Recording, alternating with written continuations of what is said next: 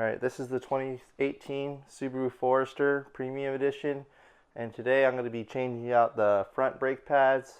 I'll also be changing out the rear brake pads and rotors as well, but today I'm just going to focus on the front. And what I have here are a set of front brake pads and front rotors, and I also have the rears as well. Let me show you guys both, but I'm going to be focusing on the front today. As you can see, I've already lifted the car, put it on jack stands on all four sides, and I've also taken off the wheels. I've sprayed some brake clean on it to just get rid of some of the brake dust, and now I'm going to just show you guys the parts that I'll be taking a look at and replacing today. Over on the left side here is a set of front brake pads. Part number for the Subaru Forester is 26296FJ030. So these are the front brake pads. The rear brake pads over here, it's going to be 26696FJ000. And then in terms of the rotors, I have a set of brake rotors for the front. It says brake disc F26300SA001. And then over here on the rear side, I have a set as well, 26700FJ000. I'm going to go ahead and open all these boxes so you can take a look at it, and then we'll go ahead and start the installation. So we're going to focus on the front right now. So I've removed one of the front rotors just to show you guys what that looks like. It's packaged in this plastic material and some paper just to protect it, but pretty much this is the rotor that we're going to replace today. And then over here are the pads. The nice thing about these OEM pads is it comes with all four brake pads with the brake wear indicator on it. And then right over here, it also gives you the shims as well as some brake lubricant that you're going to apply some of that grease on top of the pad just to prep it. The nice thing it also gives you is this set here. Sometimes you get those aftermarket ones and they don't give you these caliper support plates, and they do give it here. It's a whole fresh one, and these are great because it just prevents it makes the fitment a lot better and prevents like all the weird things you might get, like squeaky brakes if you're not kind of applying it, or you're applying it to an older brake system that has a lot of soot on it. So let's go ahead and start the removal process, and we'll just jump right into it. So in addition to the brake parts, these are the tools that I use to do a brake job. Let me zoom out so you can see it all in full view. A breaker bar is super useful to give you that extra leverage to loosen those tight bolts. Sometimes I have an extension here. This is a 6-inch. And then the caliper bolt holding the caliper to the caliper bracket is a 14 millimeter. So I have one of those. And then the larger bolts holding the caliper bracket to the knuckle or the hub is a 19 millimeter. So I have that as well. I also have an extra long wrench here that ratchets, 14 and a 19. Over here is the 19. That just gives me extra leverage for those tight to reach spaces. I also have a smaller set of those wrenches, but I didn't bring them out at this current moment. Over here are a set of 2 hangers. This is going to be useful when you hang the caliper to the shock tower, the springs, and so this just keeps it up, gets out of your way while you're removing the rotor. And then when you install everything back, you're going to have to torque it down to spec. I have 2 torque wrenches. I have an analog here, and I also have a digital torque wrench on this side. You'll see that in action soon. And then I also have this 22 disc brake caliper tool. It's going to press the brake pad and the piston back into the caliper.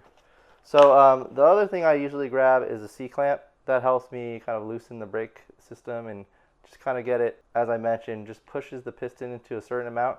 This will be used to just finish it off. Alright, so after you spray some brake clean, some brake dust should hit the floor. I use this pad here just to kind of absorb any dust as well as some of that brake clean. And then I'm going to take the C-clamp here, as I mentioned earlier, and I'm going to place it right on top of the pad, and I'm going to use the back of the piston as a backing plate. And basically I'm just going to decompress the piston. What you should see is the brake pad just kind of decompress in, and it should give you a little bit more room. And the reason why we do this is it gives you a little bit more ability to swing out the caliper when the pad is decompressed and it's not in your way. This seems to be a 2-piston system for the Subarus. A lot of the brake pads in Honda is sometimes a 1-piston system. You don't have to do it too much. You can see it's like already just a 1/4 inch there, and that should be enough just to swing that caliper out. We're going to take that 14, and as you can see, it's right over here. And then we're going to start with actually the breaker bar with the 14. And we're going to start to loosen the back side. So let me show you the 14mm bolts that we're going to be taking out. Right over on these corners here, I have a 14 here, and I also have the 14 at the top. Alright, I'm going to keep loosening this 14 with this breaker bar.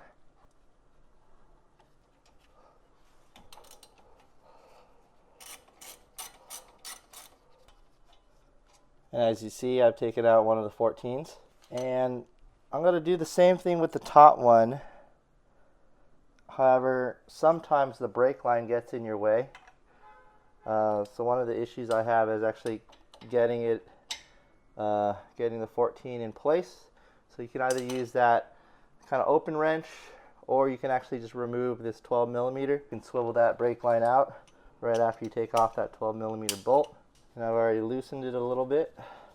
So the brake line 12mm bolt doesn't take much, but once you loosen it, what's nice about it is you could actually swing the caliper and hang it to the spring without getting in your way. It gives you a little bit extra room.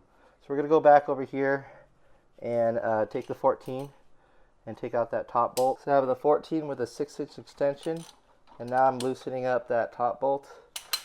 Once I loosen it, it should be easy to take out, and it is. I put the other 14 back in, so I had a little leverage to loosen the top.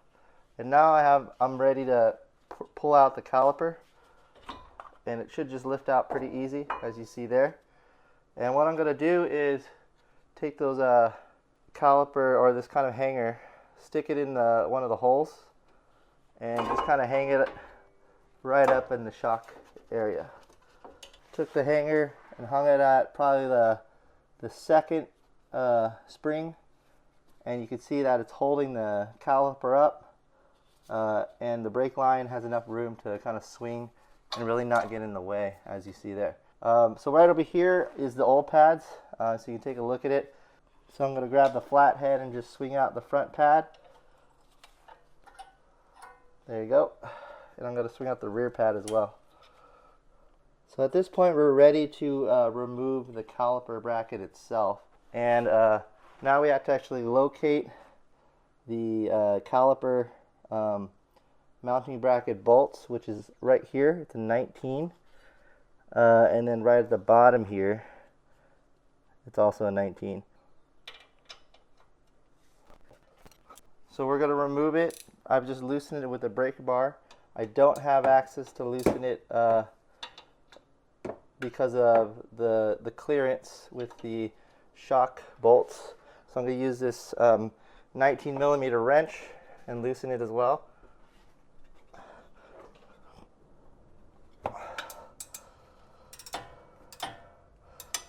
And you can see that it's already loosened, so I'm going to take it out. And the same at the bottom. I can access the 19 and just use the socket. And you can already see that it's sliding out. So once it's removed, we should be able to take out the rotor, and we should be able to slide it. But if we're not able to slide it, we could use a bolt to go between these bolt holes here to push out the rotor, which I can't do right now. So I have these M8 by 1.25 pitch bolts, 50mm in length. And what I'm doing is I'm putting in these holes to loosen the rotor from the hub. And it looks like I have It's been successful. So this is just a trick if you have trouble or if your rotor is seized. This just helps push it out. I was able to do it with one bolt, but if you need to, you can put another bolt there and spin it simultaneously together. There you go. And it's been removed. And you can see that this is the front wheel bearing.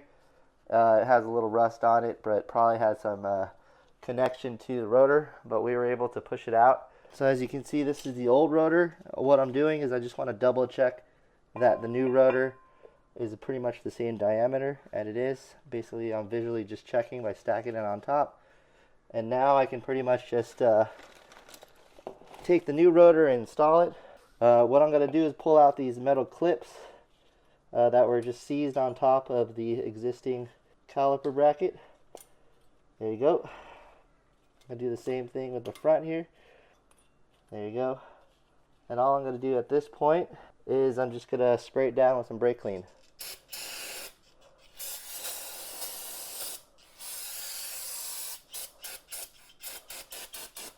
There you go.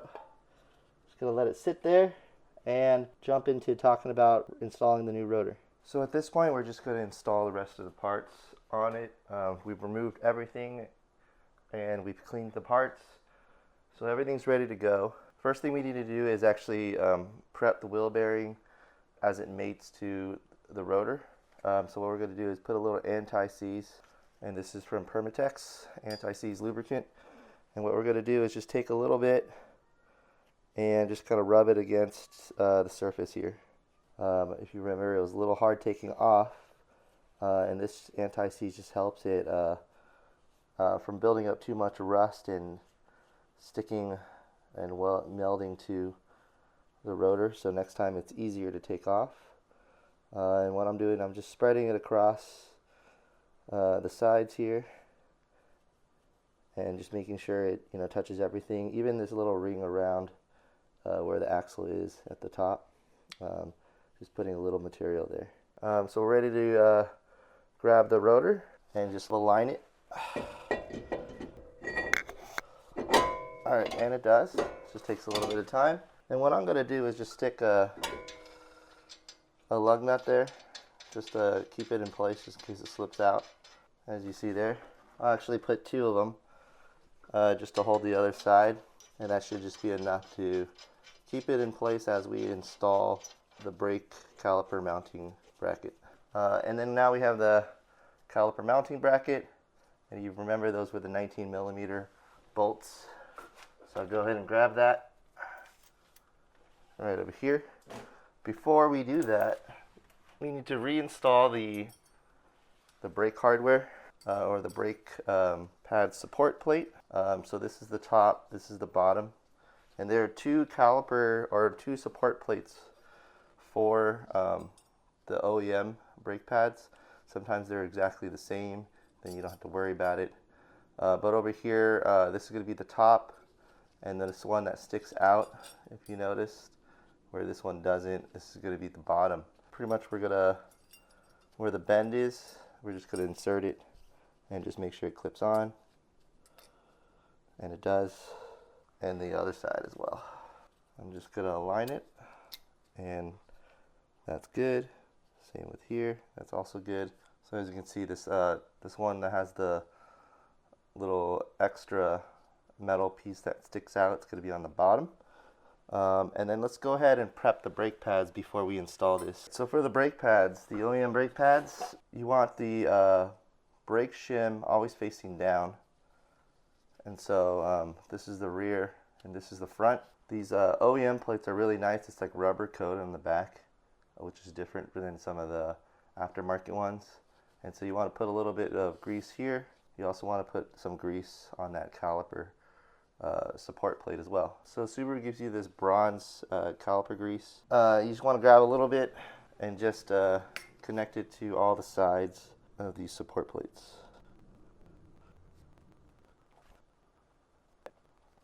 Alright, once you have everything coated here, you can set that aside. Alright, so the brake shims, just the rear side. You're just going to spread it in the back. Alright, once you have the grease or material on the sides, you're just going to clamp the shims in place. So all you have to do is just place it on the corner and just press firmly down till it snaps in. I had a little extra grease on the top, so I'm just going to wipe that off. I'm going to apply a little bit more, but I just don't like too much of it gooping around. So that's the front brake. One thing to note about these front trims, they're different than the rear shims. The front shims have these little things sticking out of it as such, and the rear ones, slightly different, it doesn't stick out. So the rear shims are different, just like the rear brake support pads are also different. So when you're installing the OEM ones, just keep note of that. So this is the front and this is the rear. You can see when we put the rear on, it's going to be inverted this way as such. We're going to go ahead and install the caliper bracket. We're going to rotate it to make sure the clip is facing down, and then you're going to just put it back where it was before. Alright, so I'm going to install the caliper bracket back on. I've already put it on lightly, but I haven't put all the bolts back on, and this is the top bolt here, the 19mm. And what I'm going to do is actually put a little blue Loctite on it so that when you torque it back at 59 foot-pounds, and even if it vibrates, it won't come apart. So I have a little bit on there, and I'm going to, as you can see, I'm going to stick it within it now. And I'm going to hand torque it to make sure I don't cross thread any bolts. I'm going to take the other one out as well and actually do the same thing. I'm just going to put a little bit on as well, spread it around. You're going to put that one back too. And once that's hand tightened, you can go ahead and torque it down at 59 foot-pounds. So you just need to get a 19mm to do that.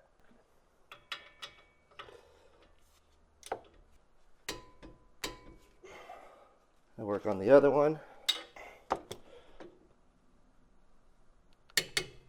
Alright, now we can put the brake pads back. Put a little pressure here. And slide it in. Alright, we're going to put the other one on. Just put a little pressure and then slide it right in. So this is my caliper disc tool, which is going to push the caliper's pistons back to its zero position. Alright, so I'm going to use the tool, spin to the left, and just keep spinning so that it presses against the piston and pushes it back, as you see there. Once you have enough tension and you don't feel like it's going anymore, you can back it out. And since this is a double piston caliper, you have to do it for both ends. And we just keep doing it on this side. And moving this tool left. Alright, that's about it. It looks like the pistons are back in position. So I can go ahead and take the hanger off, swing it back into a normal position here, and I can go ahead and install the caliper back in place. You have to kind of press the brake pads in just in case it's jumping out, because it's against those support plates, and you just want to line it up. Perfect. So now that's in, you just need to take the 14mm caliper bolts, hand tighten them into position, and the torque specs for this is 19.9 foot-pounds. And finally, before I put that last caliper pin bolt, I want to take a little bit more brake lubricant. If you remember, I put a little bit in between the shim, and I'm just going to put a little bit on the inside of the caliper where it clamps down right on the shim itself. Sometimes people put it right on the shim, but it gets kind of messy, and it's only actually pressing on a certain amount of it, so I only put a little bit on that, just kind of where the two pieces of metal are going to come together, and then I can go ahead and put that last caliper mounting bolt on. And then the brake hose bracket, we're going to slide it back over here. This is the 12mm. It's going to be torqued at 24.3 foot-pounds. Our brake caliper bolt's at 19.9.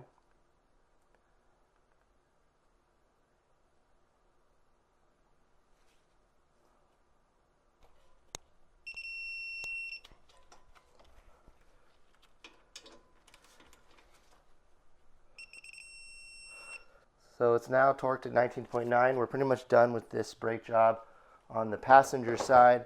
I'm going to quickly install of the driver's side. It's pretty much the same process, just in reverse. Alright, so we just completed both front brake pads and rotors. This is the replacement. Key things to know about it is just the torque specs. Your caliper mounting bracket, the 19 millimeter, is at 59 foot-pounds. Your caliper bolts for the removing the caliper and the pads, that's going to be at 19.9 foot-pounds. And then, as you saw, if you do take off the brake hose, it's going to be at 24.3 foot-pounds for that. Once everything's torqued down to spec and you've changed out everything, you're good to go for putting on the tires. Those torque specs for your bolts here, your lug nuts, is going to be at 88.5 foot-pounds. But I'm not going to do that yet because the next part of this series is me doing the rear brakes, and I'm also going to bleed the brake hose and the brake lines. And what you'll see that in another video of me doing that. So that's why I'm going to keep the tires off right now.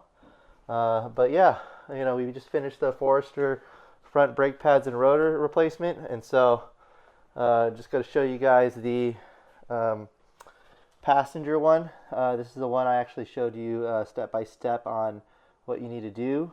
And key thing is, when you do drive this on the road again, you need to break in the brake pads. You want to bed the brakes, and so just make sure when you get in the car, just press on the brake pedal a few times so you can actually get the brake pedal firm again. And then when you're on the road, I usually do about 10 times around like 30-40 miles an hour. I usually slam on the brakes. That way I can get that nice even bed across the rotor. You should see the rotor darken a little bit, but that should like get your brake pads nice and good. So thanks for watching. Hopefully this was helpful. In the next series, or next video, I'm going to do the rear brake pads.